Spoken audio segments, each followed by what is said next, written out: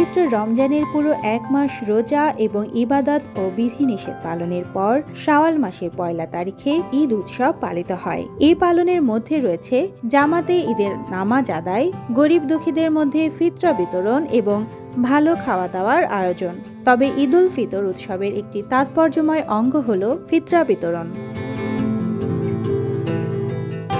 আরবি সদকাতুল ফিতর অর্থ ঈদুল ফিতরের সদকা। ঈদুল ফিতরের দিন আদায় করা হয় বলে একে সদকাতুল ফিতর বলা হয়। একে জাকাতুল ফিতর বা ফিতরাও বলা হয়। সদকাতুল ফিতর বা ফিতরা দেওয়া ওয়াজিব। রাসূলুল্লাহ সাল্লাল্লাহু আলাইহি সাল্লাম ছোট বড় নারী পুরুষ সব মুসলমানের জন্য তা আবশ্যক করেছেন। রোজার সময় সংযম সাধনায় কোনো ত্রুটি বিচ্যুতি ঘটে থাকলে তা সংশোধন এবং সমাজের সর্বস্তরের লোক যাতে উৎসবে অংশগ্রহণ করতে পারে সেজন্য গরিব দুঃখীদের মধ্যে একটি নির্দিষ্ট হারে সদকায়ে ফিতরা বিতরণ করা হয়। প্রত্যেক স্বাধীন মুসলমানের ওপর ফিতরা আদায় করা ওয়াজিব। যার কাছে ঈদের দিন নিত্য প্রয়োজনীয় দ্রব্য যেমন ঘর, কাপড়, গাড়ি ইত্যাদি অতিরিক্ত সম্পদ থাকবে তার উপর সদকায়ে ফিতর ওয়াজিব।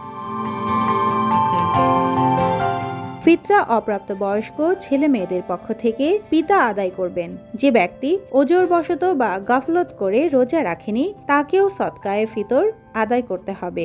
সদকাতুল ফিতর প্রদানের সময় যে এলাকায় সে অবস্থান করছে ওই এলাকার গরিবরাই বেশি হকদার, ওই এলাকায় সে স্থায়ী হোক বা অস্থায়ী।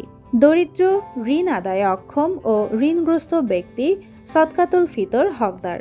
এক সদকাতুল ফিতর অনেক ফকিরকে দেয়া যাবে এবং অনেক সদকাতুল ফিতর এক মিসকিনকেও দেওয়া যাবে।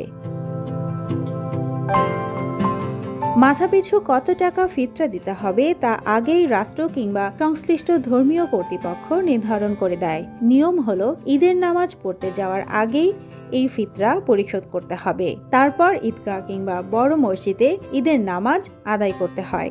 রমজানে এবছর বাংলাদেশে ফিতরার হার জনপ্রতি সর্বনিম্ন ১১০ টাকা ও সর্বোচ্চ ২৮০৫ টাকা নির্ধারণ করা হয়েছে।